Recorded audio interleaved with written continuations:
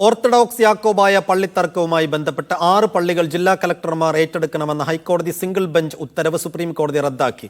കോടതിയലക്ഷ്യ ഹർജികൾ division bench പരിഗണിക്കണമെന്നും കോടതി നിർദ്ദേശിച്ചു. ഹൈക്കോടതി സിംഗിൾ ബെഞ്ചിന്റെ കോടതിയലക്ഷ്യ ഹർജികൾ പുതുതായി പരിഗണിച്ച് ഹൈക്കോടതി ഡിവിഷൻ ബെഞ്ച് തീരുമാനമെടുക്കണമെന്ന് സുപ്രീം കോടതി നിർദ്ദേശിച്ചു. സുപ്രീം കോടതി നേരത്തെ പുറപ്പെടുവിച്ച വിധിയിലെ നിർദ്ദേശങ്ങളുടെ അടിസ്ഥാനത്തിലാകണം ഹർജികൾ പരിഗണിക്കേണ്ടത്. സുപ്രീം കോടതി വിധി നടപ്പാക്കാൻ ബാധ്യതയുള്ളവർ ആരെന്ന കാര്യവും പരിശോധിക്കണം. ഇനി നടപ്പാക്കാനുള്ള കാര്യങ്ങൾ ഏതൊക്കെയെന്ന് വ്യക്തമാക്കണം. പരിഹാര നടപടികൾ എന്തൊക്കെയെന്ന കാര്യവും പരിശോധിക്കേണ്ടത് ഡിവിഷൻ ബെഞ്ചാണ്.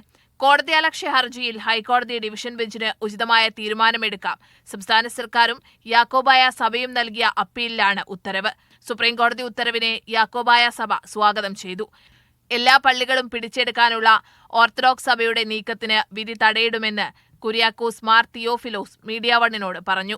ആ വിധിയുടെ മറവില് എല്ലാ പള്ളികളും പിടിച്ചുകൊണ്ട് പോകാമെന്നുള്ള ആ കാര്യങ്ങൾക്ക് ഒരു തടയിട്ടു എന്നുള്ളതാണ് ഞങ്ങൾ വിശ്വസിക്കുന്നത്. കോടതിയുടെ പരാമർശങ്ങളും അതുപോലെ തന്നെ വാക്കാലുള്ളതായ ഡിക്റ്റേഷനും അതനുസരിച്ച് നമുക്ക് വളരെ ആശ്വാസകരമായ ഒരിതാണ്. തടസ്സവാദ ഹർജി നേരത്തെ സമർപ്പിച്ചിരുന്നതിനാൽ ഓർത്തഡോക്സ് വിഭാഗത്തിന്റെ ഭാഗം കൂടി കേട്ട ശേഷമാണ് നടപടി. സഭാ കേസിൽ കണക്കെടുപ്പ് അപ്രസക്തമെന്ന സുപ്രീം കോടതി നിലപാടിനെ ഓർത്തഡോക്സ് സഭയും സ്വാഗതം ചെയ്തു. മീഡിയ 1, ഡൽഹി.